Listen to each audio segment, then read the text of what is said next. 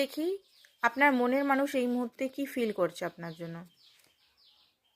4 of coins. আপনার মনের মানুষ এই মুহূর্তে আপনার জন্য প্রচণ্ড অবসেশনে ভুগছে।